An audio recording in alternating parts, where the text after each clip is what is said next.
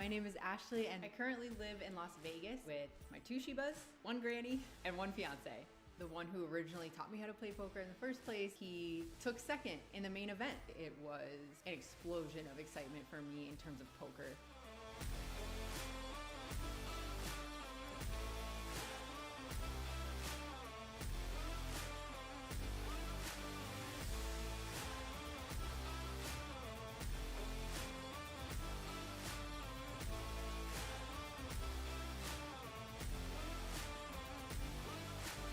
Ashley's going to be a 2-time champion tonight.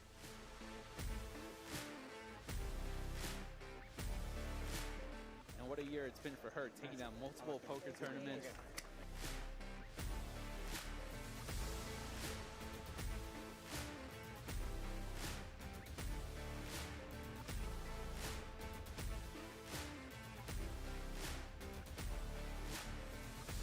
Yes, we're at the final table.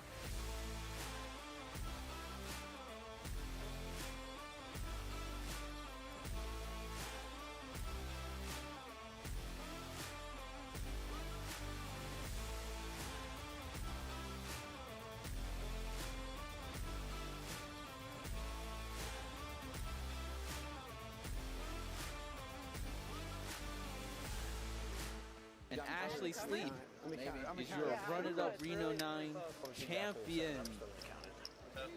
Oh my God. Is this real life? Hello, everyone. Welcome back. I hope you guys can hear me. Welcome to another free coaching session. We missed you guys. Been 2 weeks since the last one, and we've got Jesse back today to be our coach, leading us through the day. You want to say hi? Hello. How we all doing? Okay, so today we are focusing on cash games. There's been a couple of requests, and I personally want to be working on my cash game a little bit more before the World Series gets started. So fire away your questions in the chat. Before we jump into it, though, I just want to say that we were looking at a presentation for you guys that Jesse did a while back, and it's already outdated. Excuse me. So I thought it would be kind of interesting to talk about, and I saw AJ in the chat mentioning this. I thought it would be interesting to start off with what's changed in cash game study over the past 5 years, just briefly. If people want to jump back into it after a long break, and what you think has evolved the most in that time. I feel like the biggest thing is just the advent of solvers. So like the macro concepts are kind of the same, but the problem is that we have much sharper ranges now, right? Yeah. Especially pre-flop, and people are playing closer to those ranges. So if you don't have pretty sharp pre-flop ranges in, especially online cash games, then you're kind of already playing at a disadvantage. Yeah. But even like post-flop, like we just have access to so many solutions now that we have some idea of like what ranges should look like and what certain types, like subsets of hands should look like. Yeah, like we were value ranges on rivers and stuff like that. We were pulling up a slideshow, for instance, where he was looking at the ranges that he taught other people 5 years ago. He's like, those are not right anymore. Yeah, I mean, back then we were like, I mean, this was maybe even 6 years. We were just like estimating ranges based on, like, we were just doing hard math and spreadsheets to figure out what hands were profitable and what hands weren't, which is like honestly a really good practice, because if people aren't calling 3-bets enough, for instance, then you can raise a lot more. But the question is how much more. So doing that kind of stuff made me a better poker player. It's just there's a lot more streamlined information now. Yes. But also when you have access to sims, you have some idea of like what equity hands have, and you can look at like if a hand's only making you a fraction of a big blind by calling, and you think they're under bluffing, then maybe you shouldn't be playing that hand. So you get a much better idea of like what hands you can drop out more happily. Right. Like all the fringe borderline hands. Mm-hmm. All right, we've got AJ, Greg, Alex. Welcome back, you guys. We got Don and Jerry. Ben, James Griffin, what's up? He's ready for bed over there in Ireland. Okay, so let's so what we did, we had to do a quick pivot right before we started. I hope that you guys can see all 4 of these tables on your screen. It might be a little bit tiny, but we will just be using this as a touchstone to jump off and talk about broader concepts. We're not going to be delving too deep into like the hand history streets. We're going to use it as a springboard, zoom out and give you guys concepts that you can take away from this when you go play your next cash game, whether live or online. But we're mostly going to focus on live. I know a lot of you guys play live cash, and that's the biggest difference between what you study in a solver and what you go do in real life against humans at the table. And I know you guys are talking about the differences. Like, there's definitely a pretty big difference between playing live cash and playing online cash, especially if you play online cash on most websites where players have become very good. Yes. There's a pretty massive difference in a lot of spots. Like, just like one example is pre-flop. You'll look at solvers and think that they're really tight with overcalls, right? Like it'll be like raise call and you're in like the hijack and you have like pocket fours and you fold mostly. And I think in live cash games people don't squeeze enough, so you get away with, and also they play much worse post flop multi-way, like everyone does compared to solvers. So you get away with calling those low pocket pairs because you're not going to get squeezed out of the pot, and you're going to make a lot when you flop a set compared to how often you should get squeezed out of the pot in theory. Yeah. And how much you're going to make when you make a set. And so there's like some pretty big differences right there in terms of what hands you get to overcall and certain things that you do. So there's been a pattern the past couple of streams, and I already see some of the same questions coming in. And since we are talking about cash games, let's just go address those right now. A lot of people, when they go to play live, they see the big difference is that you're going to see a lot of multi-way pots, way more than you're going to see online, because the sharper players are going to be squeezing more. They're going to be 3-betting a lot more, or they're just going to be folding the trash hands like they're quote unquote supposed to be doing. Yeah. But in live poker, you'll see people getting in there with all kinds of stuff because they didn't travel all the way to the casino to be folding those fringe hands, right? They want to get in there and play. So I already see people asking in the chat, how do you deal with how do you change up your strategy when you know you're going to be taking a lot of multi-way pots? Do you shift your game to studying a lot more post flop and you just kind of play fit or fold? Do you do more squeezing very large? How do you do it, coach? I think you can kind of, if you want to squeeze more than you're supposed to, in theory, I think that's probably really nice, because the fact that everyone else squeezes less makes people almost think that you're gonna have it too much. Yeah. Because like if they think you're gonna have a really good hand. Yeah. But you have to be really careful with that, right? Because the reason why people started squeezing less live originally was because nobody folded, right? Mm-hmm. It's like an adjustment. So you have to pick out people who are smart enough to understand that most of the population doesn't, like the regulars that are pretty sharp, and don't just like, if they just play really GTO as well, then you're not going to exploit them. But yeah, I don't know. I think there's like a lot of differences with live. Like, for instance, somebody mentioned that people bluff less live, or they said they bluff more online. That makes a lot of sense to me. I mean, I definitely agree with it anyways, but it makes a lot of sense to me that would happen, because people just don't want to throw a river bluff out there and get stared at for 3 minutes or 4 minutes straight. Yeah. Like in the comfort of your own home and with like a 30-second time bank, yeah, it's nice to run the bluff, right? But when you're sitting there, it's painful. I'm totally guilty. Yeah. I can bluff a lot more online than I can live, for sure. I honestly feel like people have like a number of times they can bluff in a day and like feel that emotion until they're just over it. And so Absolutely. I think everyone has like a breaking point with how much they can deal with that. What's the first, this is kind of off topic, but what's the first sign of somebody having their breaking point? They've reached it. What, like they've bluffed enough? Yeah. No, like they're going to be playing bad now. Oh, you just mean like tilting? Mm-hmm. Yeah, I mean, I don't know. Yeah, that's like a totally different tangent. We'll talk about that later. Hold them lately, so people just tell you when they're on tilts in that game.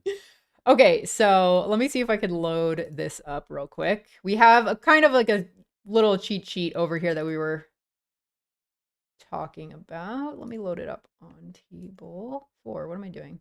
It's been so long. MTT to cash. Just to talk about the main differences between MTTs and cash games. Ooh, baby, that is squished. So do you want to kind of just go through these? If you guys are transitioning, like I'm not transitioning to cash games permanently, but if you do like to come to the WSOP and have some sharpness with your cash games so that if you bust a tournament, you can go play them afterwards, stick around, because that's what we're going to be talking about. And these differences are something to pay attention to. So, Jess, you want to kick us off? Yeah, I mean the biggest differences are you're deeper stacked, right? So whenever you're deeper stacked, you get to play a style where you get to um fast play your good hands more, Mm-hmm. and you want to have more like of your good hands, quote unquote, in your range, because if they put in the next bet, you want to defend with a lot of hands. So you see a lot of spots in tournaments where maybe like three bet a polar range, or you maybe you just like pure bluff on the turn, and you're not going to see that much in cash games. You're going to have like good semi bluffs, like you're going to have some kind of equity with your hand, Right. which is nice because you get to mix in more bluffs. Like the more equity each of your bluffs have, the more bluffs you get to have, because when they call, it's not like they just win if they're right, right? Like Yeah. they're calling and they still have to fade 9 outs or whatever, 15 outs. So that kind of stuff's really important. And like if you think about like pre-flop, um, if you three bet somebody, you want to be able to continue versus their four bets a lot. So what does that mean? You use a lot of your best hands, and you use a lot of like good suited hands. So stuff like ace jack suited that might want to flat because it doesn't want to get shoved on and have to fold in a tournament like 35 blinds deep or whatever.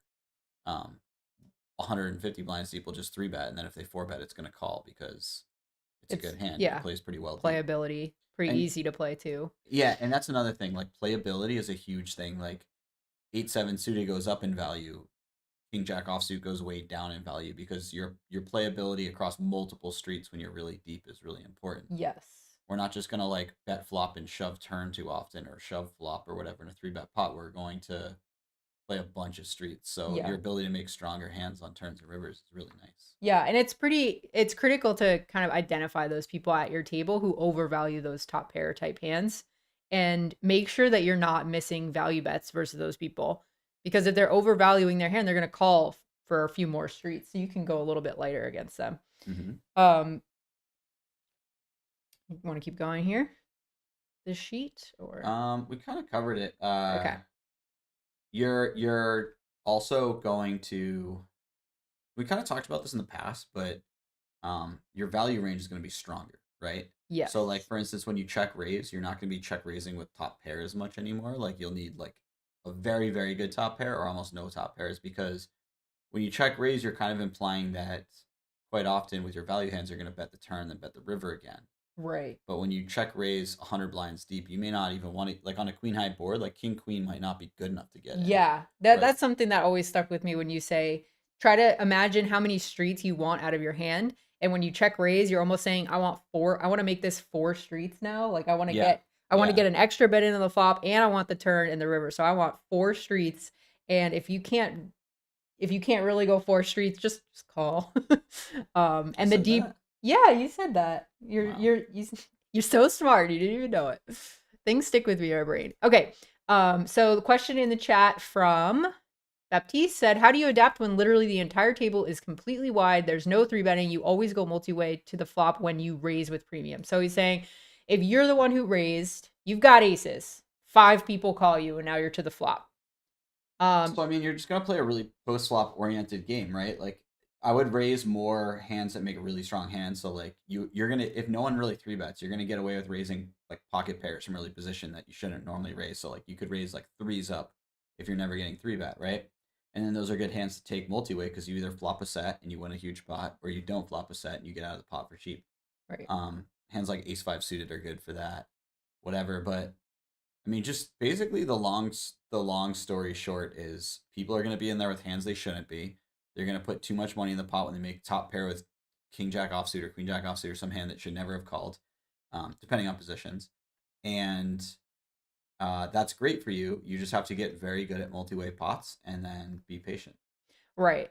It sounds like it's just frustrating when you do have your premiums, but that's okay. That's just the game you're playing. You might have to shift, like Jesse said, to more of post flop mode.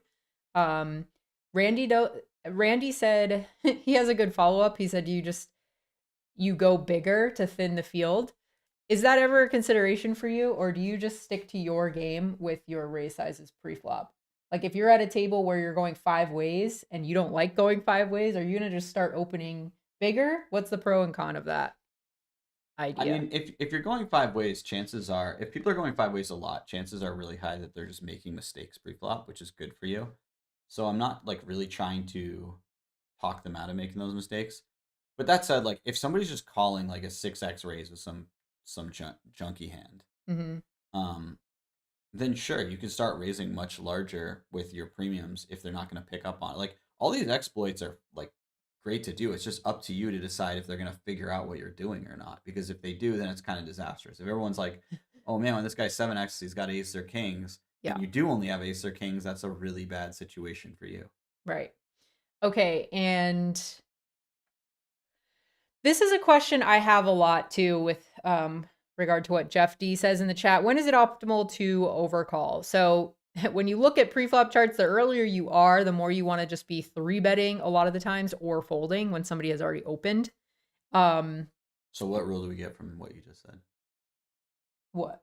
What is one of the most optimal times to overcall then? When you're in later position? Yeah, exactly. Nice. We answered that one very quickly. Yeah. When is it optimal to overcall? The later position. When you are going to have position post flop more often because your equity just your equity in the hand just naturally goes up because you have position. You're just going to win the pot a little more often because you have better information. And then again, it's optimal to overcall when you have a hand that plays really well multi-way. So these pocket pairs, these ace-x suited, you want to make nut flushes, second nut flushes, sets, because you're basically saying I'm going to play a multi-way pot, so I'm going to need a much stronger hand on average. So you're playing hands that are really speculative and can make a really big hand or nothing at all and you get out. And if you mean like when is it optimal to overcall too much, again, like when people don't squeeze enough behind, when you feel like people play bad post flop, etc.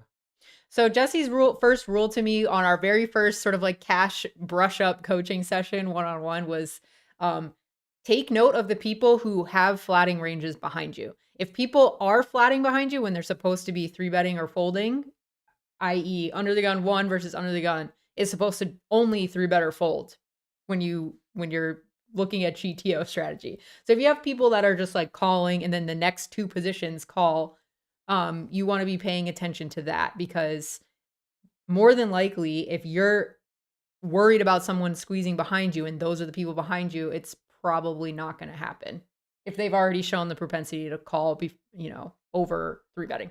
Okay, here's an example. If you're playing a cash game with no ante and you're anywhere but the blind, so you're button or further back, you should not be overcalling a hand like king, queen offsuit. That's going to play pretty poorly multi-way. Odds are you're going to go at least, you're going to go at least 3 ways, but odds are you're going to go at least 4 ways, right? Because the big blind's probably going to come along. And yeah, that hand can make some top pairs, but they're not good nearly as often as they would be heads up. And those sort of hands aren't great. Yeah, when you're in the big blind, it's a cheap price and you're closing out the action. So peel with king, queen offsuit. If you're overcalling with king jack offsuit from like the button, you're making a pretty big mistake unless your opponents are just straight terrible. So that's like a very good example of like how you want to be thinking about multi-way pots.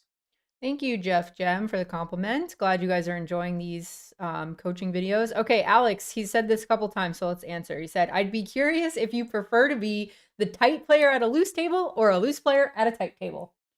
Yeah, so if it's like a table full of nits, that sucks. Yeah, your variance is going to be a lot lower because you know not to put money in the pot when they put a lot of money in the pot unless you have the stones.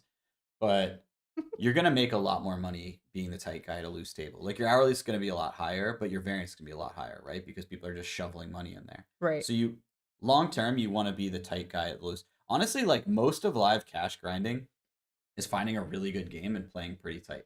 Somebody asked that before. So they want to know how are you finding good games when you go to play live? Let's say you go to the win, you want to sit at 2-5 and you play a cash table. Before you even sit down, what are you looking for? I'm just looking for the game. Like I'm looking for the table that doesn't have a bunch of 20-something-year-olds in hoodies. Okay, so it's but honestly, that's not even always true because there's some 55-year-old killers out there. Exactly, and there are some 22-year-olds in hoodies that aren't that good. That aren't that good, right? But like, on average, they're going to be a little bit tighter and a little bit more aggressive and stuff. Right.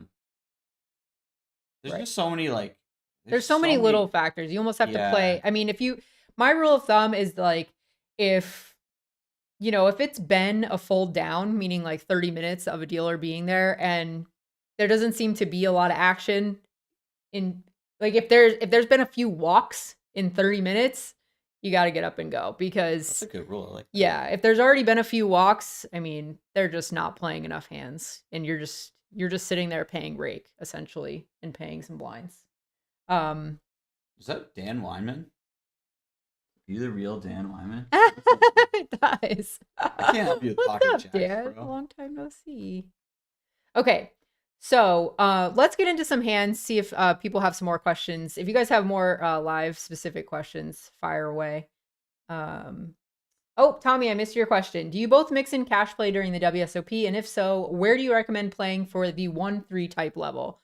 There's really good 1-3 games all over town. I know it's been a while since Jesse's played 1-3, but there's 1-3 games all over town that are really good. If you're already busting a tournament, or if you just want to be around the WSOP atmosphere, you could just go to the Paris convention rooms, and there's likely going to be really good cash games, especially once people are tilted and busting their tournaments. I guess like Bellagio games are harder. Would that be right?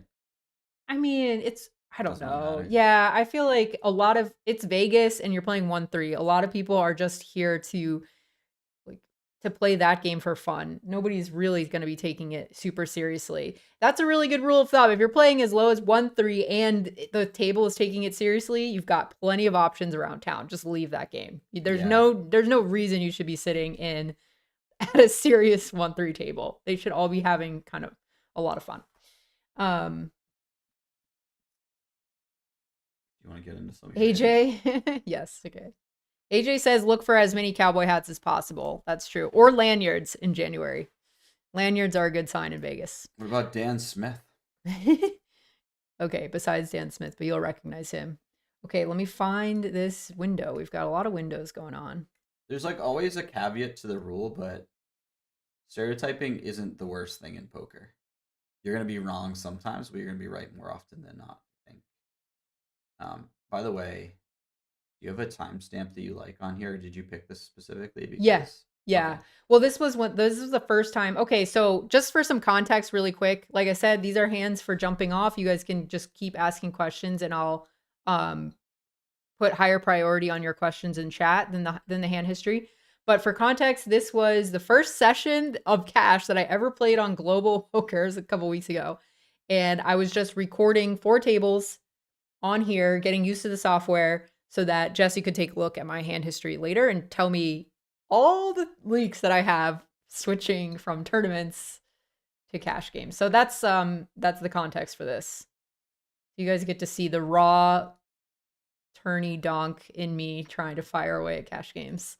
So if you look in the bottom right, it looks like I 3-bet pre with pocket kings and flop top set. Solid stuff so far.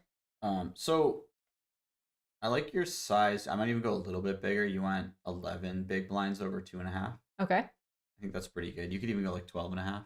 Mm-hmm. I'm just a big fan of really big sizes in cash games. But yeah, that is one thing for all of you guys that normally play live. You might get a little like side eye or a double take, but a lot of people's 3-bet sizings live are way too small. So, and if you're used to playing tournaments, normally the smaller size is more correct, but cash games, you want to go way bigger. And I'm small blind. I'm in the small blind here, so you want to choose a bigger size. Wait, keep pause. Nova, online, I agree with you. I think that more often than not, I think if you stereotype short stack buy-ins as worse than, the average regular, you're probably right. Like, I definitely join tables more when somebody has less than starting stack or less than the full buy-in. Right. I think that's a really smart way to go about it. Or it shows like the confidence in their own game. Like when I've been sitting at the win, I, haven't studied cash in forever. I barely ever play cash. And so I'll sit with like $700 because 200 big blinds makes me nervous that I'm going to make an even bigger mistake. And $500 where it's like 100 big blinds, I feel like I'm too lazy to like keep reloading. So if I lose like $200, I'll still be at 100 big blinds. So there you go. I'm sitting here at a cash game with not a full buy-in, so you can tell I'm not confident in my cash game. All right, wait. Let's talk about this King's flop. Okay. So, how do you think you approach a board like King 7 Deuce to start out with? In a 3-bet pot in these positions? So like what do you like? What's the frequency that you bet, and what sizes do you like? Like I think with cash especially, you should always be thinking about like frequency and size first of all. Okay. So if I were to play every hand, like if I were to pretend like I'm pulling in a net overstad and I'm playing blind every hand and I'm just looking at the board texture, like who's this board texture better for Yeah. and what frequency and bet size? Okay. Yeah, like if your first thought in every hand is like, all right, this board is like high free low small bet size or whatever, Yeah. or lower frequency, bigger bet size. Well, I I was think going to that's a say really that, good way to approach it. yeah. Okay. So I was going to say the king high board typically is like, people think it's better for the three better, but in this spot, I'm three betting from the small blind and they might have a little less ace king than I do, but I see people just flat ace king in position.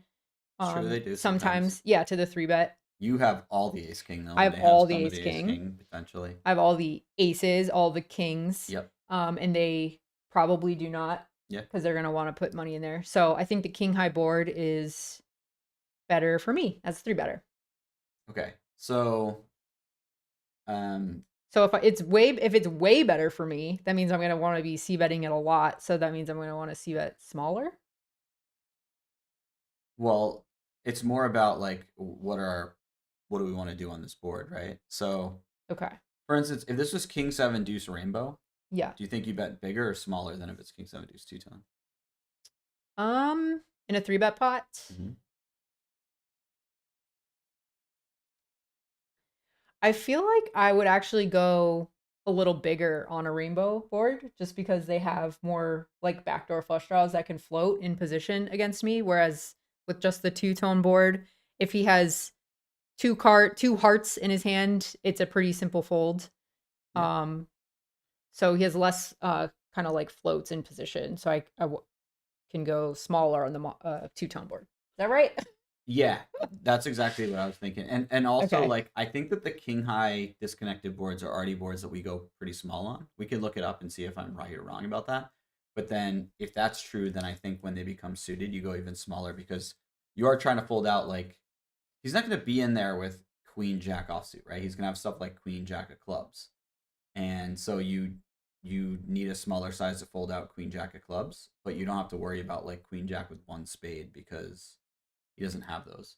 There are a lot of ace high hands that you might be interested in folding out, especially when all the low ace high suiteds have a backdoor straight draw. Yeah. So maybe you don't want to go absolutely tiny, but I was thinking that this could be a really small size, like 100% Okay. board, and it probably wouldn't be a terrible strategy, even if you're like losing a fraction compared to. So Okay. that was like my initial thought about this. And then if you're ever going small, by the way, or if you're ever splitting sizes, obviously like top set would like to go as small as possible because when you have two kings, they're just very unlikely to have a king. And so you want to do everything you can to keep in as many of the weaker hands as possible. Like it's a huge win if you bet and I don't know, ace six of like you bet so small that ace six of clubs calls you, right? Because that hand could make an ace on the turn, you win a big pot off of them. So this is what we were talking about the other day that I want to mention for everybody here because it's kind of a complicated concept, so it's worth practicing over and over again. I'm saying this more for myself, but I'm just talking out loud for you guys to hear the thought process. So I'm taking notes on the side, by the way. I hope you guys are taking notes. So first thing for my thought process post flop should be like look at the board texture and think frequency and size of my bet based on like our ranges pre-flop. But then when I'm figuring out size, the way you do it is think about like those fringe hands that are gonna feel bad about calling or how do I say this? If you bet small, they feel fine calling. If you bet big, they're just gonna fold their hand, like that indifference point. Like find those hands, those fringe hands, exactly. And that's how you figure out your size. So like for this type of flop, you don't have to go that big to get rid of like all of those hands that are just going to feel not great about continuing.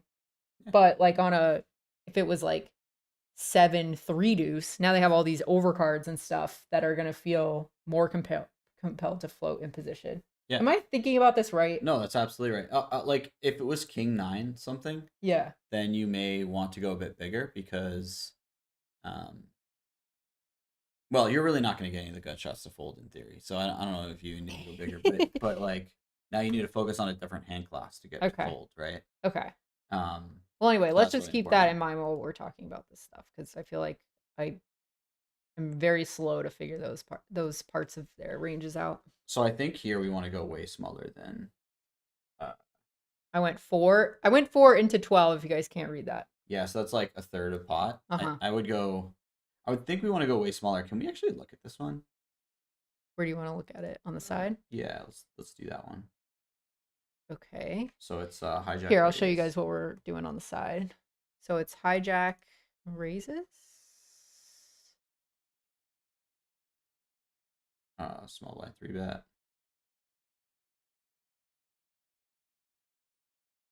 Small blind 3-bet and hijack call.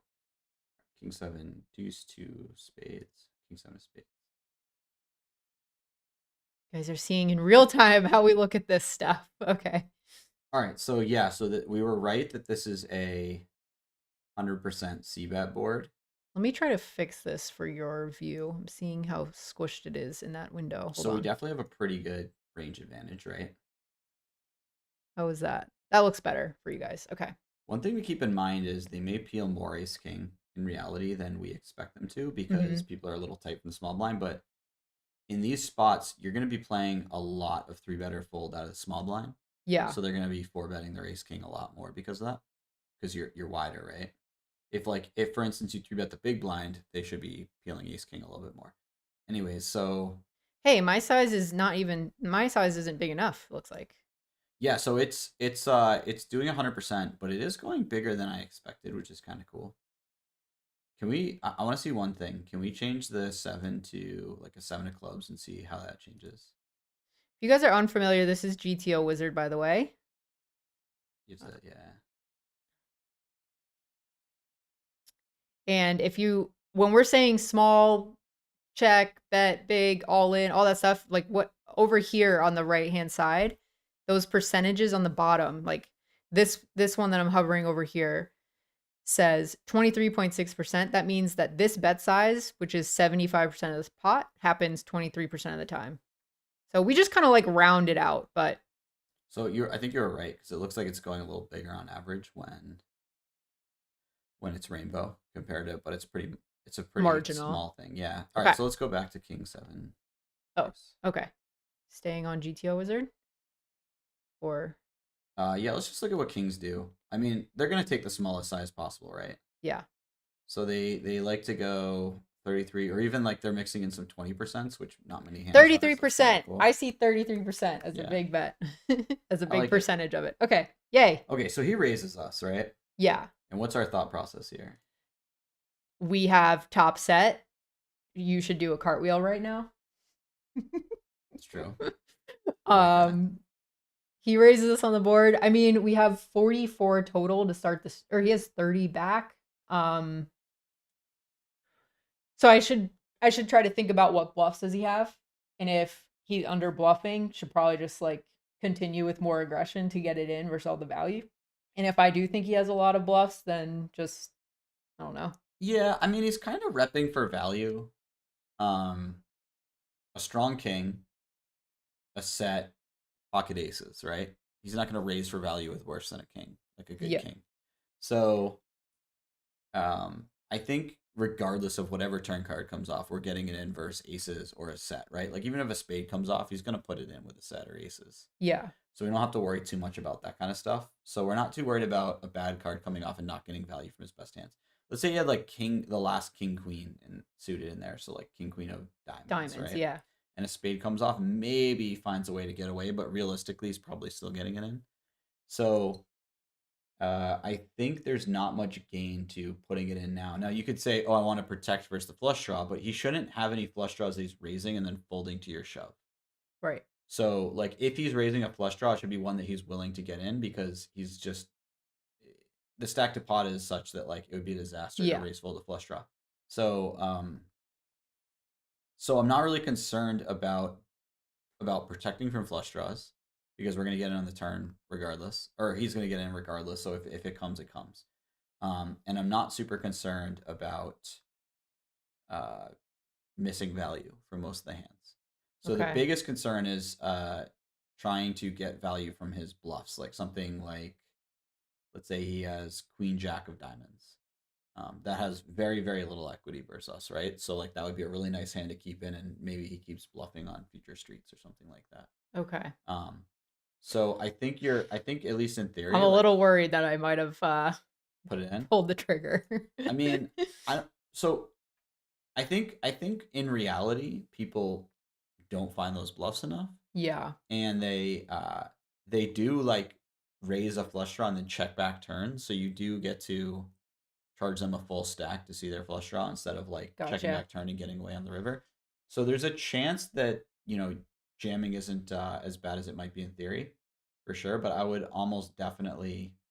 imagine that we just never shove top set Okay. in particular. If you're gonna shove a set, I think it's gonna be you called nice. Yay. If you're gonna shove a set, it's like pocket sevens or something. Yeah. Because then they have every king possible. Right. So we've talked about this before, but just like always think in blockers. Okay. Like if you block a lot of the top pair, then we should probably let their bluffs continue. Mm-hmm. Thinking in blockers is just so good for. Can you repeat that one more time for everybody? I'm gonna write it down. So if you block top pair as much as we are here, then we're more interested in taking a line that keeps their bluffs in, right? Yes. If you have something like pocket sevens, you unblock all their top pairs. Now we're slightly more interested in putting money in now because they're more likely, they're the most likely to have a top pair type of hand. Right. Right. And pocket sevens and pocket kings are pretty much the same thing because we know Right. they're 4-betting kings pretty.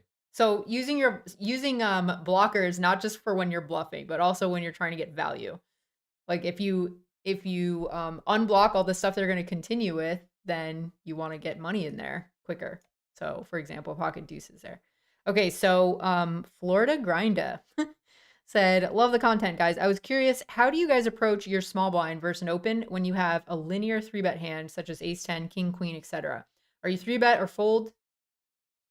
Is your strategy 3-bet or fold? Are you flatting or mixing depending on the big blind and other villains? I hope I got that question right, but he's basically, what's your small blind strat in, I'm assuming, a soft cash game? Yeah, so I kind of do what I want based on my opponents for the most part. Like I don't try to stick to theory unbelievably in live games, at least. Oh, that's so refreshing to hear. Yeah, well, definitely in live games. Online, like I use that as an opportunity to practice a little bit, and then also people are a little better with the ranges, so I mostly play. You want your strategy to be fairly. I'm gonna pull up Flopable on the side while we talk about this and just kind of Yeah. flick through some of the reactions that it does. So you want your strategy to be fairly 3-bet or folds. As you can see, you get like a lot of peels in here, especially with like the pocket pairs and the lower suited aces and stuff. But if you were to like lose some of the lowest pocket pairs and maybe a few other of your worst hand classes like king 6 suited, king 7 suited, ace 2 suited, stuff like that, and you were to play 3-bet or fold, I think your strategy might be okay. Also, it might be good to see like small blind versus hijack open. Okay, Just to so really illustrate. right. So what types of hands are you most excited about just keeping it as a flat from the small blind? The low pocket pairs. Low pocket pairs. Okay. Yeah, especially if the big blind doesn't Right. squeeze enough and they overcall more. So you would just try to morph this a little bit, like you said, by taking out some of these like worst. Maybe you take out Jack 9 suited and add all of the 5s now, or something like that. Yeah, or maybe I just play both because I think I have a post flop edge. Okay, play more hands. I like that. I like to Yeah. hear that. Okay. I hope that answered your question. Let's keep going. It doesn't really matter how many combos of something you're playing unless the guy behind you is like squeezing you out of the pot, right? Or if your opponent's like insanely good post flop and like, oh, I think they have too much Jack 9 here, but Yeah. doesn't really matter Yeah. otherwise. Like you're just playing poker. And then These obviously- solvers are playing against themselves, which are like really tough opponents, right? Compared to Yeah. how humans play. Yeah. That's the thing that always gives me a lot more confidence to just go for it, especially pre-flop with squeezes and stuff, because it's squeezing certain hands against a perfect computer player. Yeah. Like if it's still finding those kind of like marginal hands that it's squeezing, I definitely have to go for it against people that are going to give a squeeze a lot more credit, Yeah, for sure. like they do in live poker. Yeah. Same thing about like peeling the big blind. Like it's peeling the big blind versus a really good player. And while we're gonna play worse than it, like our opponents are for sure gonna play worse than it and probably worse than we are. So Okay, back to this king's hand. It checked back. The guy who raised us on the flop checked turn back, and this is the river, Queen of Diamonds. yeah, so not our favorite river. Um, Sort of interesting. I feel like if he had a really strong hand, he'd mostly bet the turn. Yeah. You could, I mean, like, I feel like all the options are somewhat on the table because if we want to try to like get the maximum versus a queen, I guess we could shove, but they might find a fold if, Yeah. um, it feels sort of like blocking and calling a jam is good with this hand. Like, it's not our favorite thing in the world if they shove because they're repping. I think they're mostly repping hands that beat us. Like they shouldn't ever have pocket queens here, and I'd expect them to bet a set on the turn a lot. They don't really have any two pairs on this board, so it kind of sucks if they don't find enough bluffs. But yeah, I mean you should just beat enough value hands and stuff. But I was thinking maybe something like a block would be good. You kind of look at that in GTO Wizard and see what. I'm interested in what happens. All right, so this is how we put it in here. What's that? That's oh, here we go. All right, so small blind, I bet 33%, and the villain. I'm curious how often this person's supposed to raise. Villain, by the way, is never really supposed to raise on this board texture after just calling pre. That makes a lot of sense to you guys, right? This was a 3-bet pot, and they just called pre, and now he's raising, especially in position. You know? Yeah. Well, if you think about it, it's a board where not many of your hands really are excited about raising. Mm-hmm. Like, sure, when you have a set, it might like to put in more money, but you're going to be able to get in by the river even if you call and they check turn, right? Like you just bet, and your flush draws. You know, some of your nut flush draws might like raising somewhat, but calling is just as good most of the time. And then like your kings also want to bluff catch, like want to allow them to keep bluffing if they're bluffing. So like nothing really is super excited about raising the flop. There's not a lot of reason. Yeah. For it. So I think actually it's kind of pointless to do this in GTO Wizard because they only do this 2% of the time. Let's just see like what. Okay. Yeah, it's kind of. You know. Yeah. So this is take it with a grain of salt when you study with solvers and you get into these things that are not supposed to really happen in solver land because it's just not going to be that you're just not going to have any idea like what I basically am just going to walk away from this being like I have no idea what this person is raising. Look at us, we're blocking. And so if this does happen, it wants us to block you go the no 10%. And the one with no diamond wants to go 10%. 10%. Nice. Pretty much every time. That's kind of cool. Yeah. The reason I thought that might be a thing is like they still just don't have top pair very much, right? So it's nice to like go so small that we get a hero call from something weird like I mean maybe a queen is going to call a little bit bigger of a bet anyways, but yeah. Like let's say that they did this with something weird like nines with a spade or something because they just were like if I have the best hand I want to like win it now. Maybe you get a call from something like that. Maybe they have like ace 5 that ran the odd bluff and turned to 5 or something like that. Basically like when we have 2 kings, I just don't think they have a king, so we're trying to get like a crying call from a really weak hand. What happened? I think you checked river. I checked river and he showed up with ace deuce of spades, so wow, that was weird. Yeah, so that's a good example of if you had shoved, it wouldn't have been as bad as it looked. Because I bet, well, maybe specifically ace deuce of spades races, but yeah, I bet that's not raising. If you go back to the flop. Oh, sorry, I meant in the solver. Oh, You go back to the flop. yes. One moment. Okay, here we go.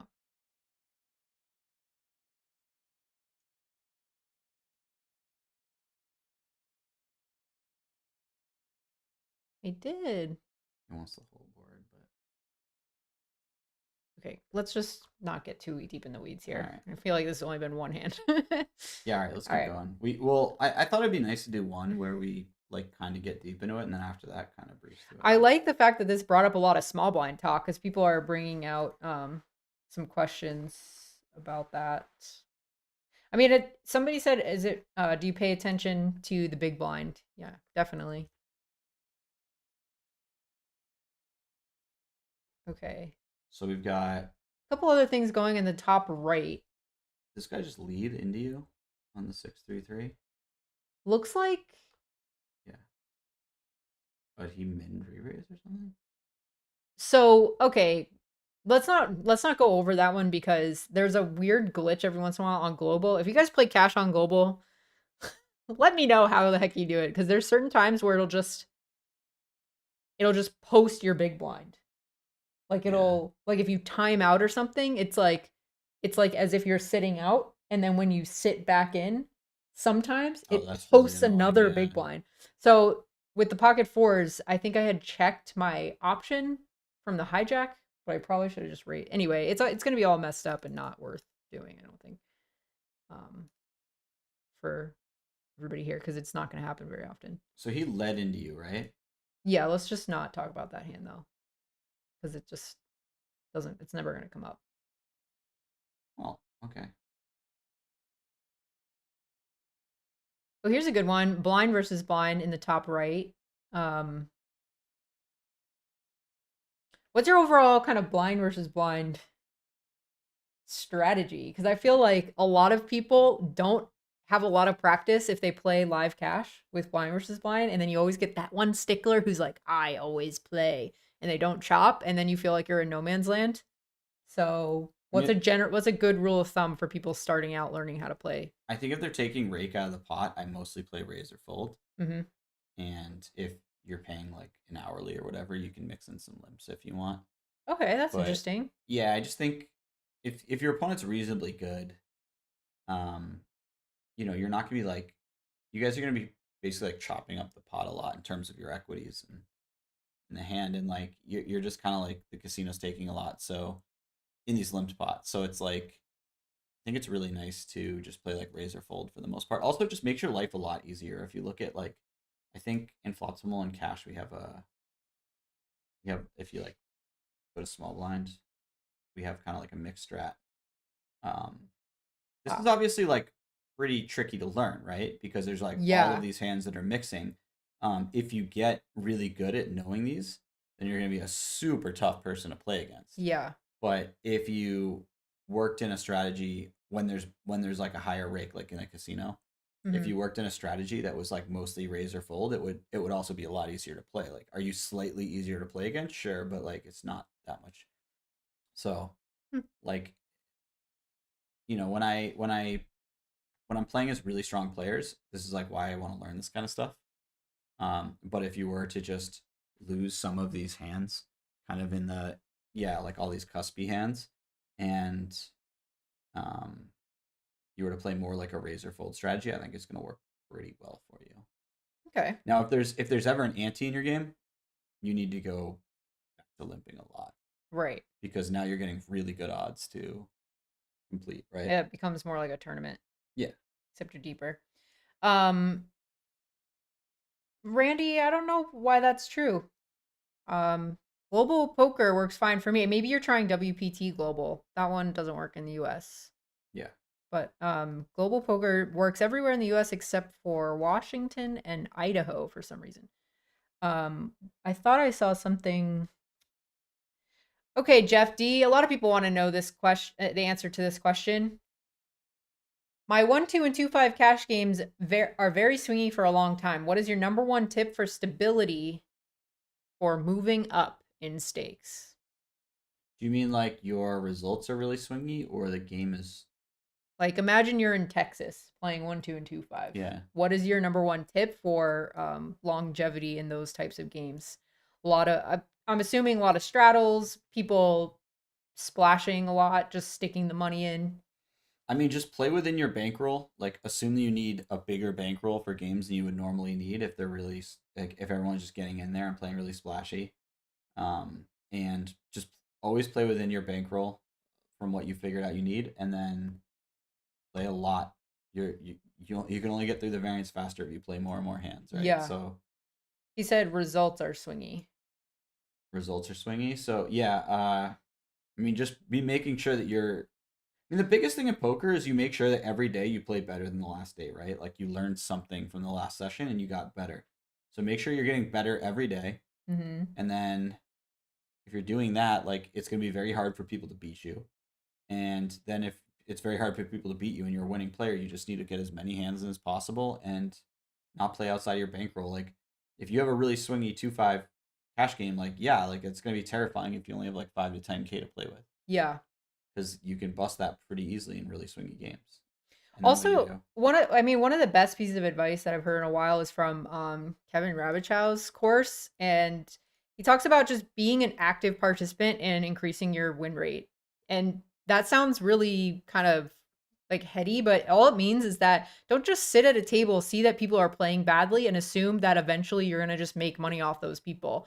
Be actively trying to engage with counter strategies against what they're doing specifically wrong. Don't just sit there and be like, "Oh, everybody's playing super loose, so I'm just gonna catch all the money." Really try to get a little more analytical than that, because that's gonna help you Yeah. in the long run. And it's gonna help you label people at the table more specifically, rather than just like, oh, they're like a fish, quote unquote fish, or they're playing badly, or they're a maniac. Like maybe they don't play like a maniac on rivers. Maybe they don't play like a maniac, versus check raises on the flop. So like it helps you fine tune your strategy and make sure that you're playing as well and making as much as possible when you do get in those good games. Yeah, that's like super important. You should never say somebody's a fish. You should say like why they're a fish. Yeah. Like oh they're a fish, their ranges are way too wide in every position pre-flop. Like that's still like pretty broad, but it's just gonna tell yourself way more about what like where your edge is coming from and how you're Yeah. addressing those problems that they have and how you're making more because of those things. Yeah. Yeah, And you can AJ said it well. Autopilot is a rake killer. yeah, exactly. That's basically all we're Rake saying. killer. If you find yourself being in like quote unquote really good games, but your results are lacking, it might be time to just reassess if you're gaining as much value from those games as possible with your play. Um, anyway, Somebody else said, if you scroll up slightly, that comment at the top that's cut off. Yeah. Do you think you should set time limits for playing, like limit 6 hours? I don't. I think it's better to get really familiar with yourself and identify when you're not going to play your best. Like, obviously, it's easy to identify when you're on tilt. It's hard to yeah, walk away when you're on tilt, but it's easy to identify when you're on tilt. But it's harder to identify when, let's say, here's a problem that I have. I get up a bunch of money, and then I get like, or I guess I don't really do this as much anymore, but I used to get up a bunch of money, and then I just was happy that I won, and I want to book a win, and I'll shy away from some higher variance spots where I could, I'm profitable. yep, Um, and that's a problem, right? So that's a good example of when I should get up and go. The other day, I didn't get enough sleep. This is actually yesterday, and I was playing. I decided not to play tournaments because I didn't want to get like 3 hours in and be like, oh man, I suck right now. yeah, So I played some cash games, and I was up a little bit in cash games, and I lost a slight amount back, and I immediately felt like way more emotional about losing a little bit back than I was up, and I was like, okay, this is just like going to be a bad session. yeah, an emotionally tumultuous day if I continue. So you just get really familiar with yourself and your psyche and like what situations are going on that you're like playing your best and what aren't. And I think that's way better than setting a time constraint. If you notice like after 5 hours your attention drops off a lot every single time, then yeah, definitely set a 5 hour limit. But that's more an aspect of what I'm saying rather than saying a time limit is always good. But yeah, I think Trucker that's very important. Sorry. Trucker said, "You can't have a strategy when people call you light and wide and then they suck out all the time." No, you're right. You can't. But I mean, it's kind of like life. You can't expect to just wake up and every day is going to be perfect, but you can get up and expect of yourself to handle as good as you can all the challenges that come your way. So if you're taking bad beats, or if you get cooler, or if somebody sucks out on you, you can't control that they played like that. All you can do is look at the fact that you played in a way that was going to get you the most money, and they got there. So good for them. That's just part of poker, and you have to almost plan for moments like that. And the only way that you can kind of get past that is focusing on the parts of the game that you can control, which is everything that we were talking about. We all signed up for a game where there's a lot of variance, right? Like you have to be ready for that. Yeah. It sucks sometimes because it takes a long time to get through it, but you will get through it if you put enough hands. Some people saying, okay, let's finish up on this note because I know we barely got any hands in, but that's kind of good. A couple rapid fire hands. Yeah. Well, we have our dinner reservation. Let's maybe do a hand history review as like a separate coaching thing. I think that's probably good. Okay. I want to just wrap up based on this one question that happened in here, and I would love to get your input in chat. What you guys think is good? They want to know like what is a good win rate. If you're recreational and you kind of track the money that you win on the side, but this isn't like your full-time job, you want to know like what should my aim be? Like how many big blinds per hour should I try to aim for? I think that's pretty common question. What answer do you have for these guys? Somebody said in chat like 7 to 10 big blinds per hour is really good. Yeah, I mean that means you have a really high win rate because you're probably playing like 30 hands an hour. So that means in terms of like big blinds per 100, you're winning like 30, 35. Yeah. So I would say that, well, if you win 10, so I would say 10 is fantastic. Yeah. I've heard of people winning as much as like 120, 150 an hour at 5-10, but I have my doubts that it's sustainable in this day and age. Yeah. But you can definitely, I mean, so much of this is based on the games you play in, right? Like you'll Yeah. just find games where like, yeah, it's 5-10, but people put on the straddle a lot. Or you'll find a private game that you get into for, you know, that exists for like 6 months and it's just way better than any other game you ever played, and you might have a way higher hourly. Like there's just so many different factors that it's always hard to say like what's good. Yeah. But what do you think is the amount of hours live that people will have to have played to know what their hourly is? Like let's say you gave yourself like a challenge and you're like, okay, across the next 90 days, I'm going to play this amount of hours to figure out what my true win rate is. Like, is that possible? Is that just like, you're going to always be in a guessing game, or? I think that especially with live poker, by the time you've played enough hours that you feel confident that, you know, it's not just variance and it's close to your hourly, the games have probably changed around you. So you'll just like never know your true hourly, and that's okay. Like as long as you're playing really well and getting better and making money at the game, like you should be more focused on that anyways than like exactly what your hourly is. But you know, if over 500 to 1,000 hours or something like that, you're winning at a pretty good clip, then you can feel pretty confident that you're just a winning player. Okay, that's good. Yeah, or like a better example would just be like, look at a ton of spots where your opponents in the game that you play with most days are doing things, and like let's say they get stacked, and you think about like, would I have gotten stacked there? Or the other that's way a good around. one. Mm-hmm. Yeah, the other way around is like, think about a spot where they get it all in and you might not have gotten it all in, and they get the double up through a person. Like that's also important because like if you're really conservative, you'll probably have plenty of spots where you're like, oh, I wouldn't have gotten stacked there, but you also have spots where you wouldn't have received the same amount of value. Yeah.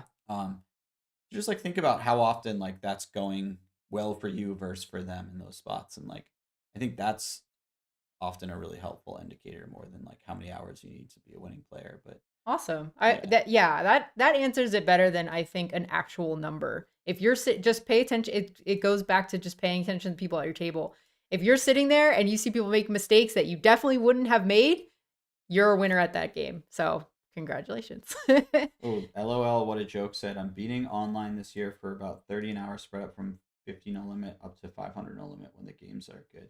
That seems really good, man. I don't know how many tables you're playing, but that seems like really solid, especially if most of your games are coming out of like the 100 no limit games, so like 50 cents a dollar. Depends on how many hands you're playing an hour, but that seems like a very nice win rate. Thanks, Greg, for 5 months of being a member. Everybody in the chat today, you guys have all been great. James Griffin, you're still awake. If you guys like these coaching sessions, hit the like button and subscribe to the channel so that you are notified the next time we do one. We're going to do another one of these in 2 weeks. We're going to just keep this up every 2 weeks. That seems like a pace we can manage. That's April 25th on Tuesday at 3 p.m. Pacific time. So save the date. I'll put this in the live stream archive on my channel if you want to replay it or send it to a friend so they can watch. And then after that, it's going to go to the Cards Chat YouTube channel so that all of those guys can check it out. But yeah, till next time, you guys. Thank you so much for hanging out with us, and we'll see you later. Thanks, Jesse, for coaching everyone. Thanks for Fabulous listening to my job. ramblings. Bye, guys.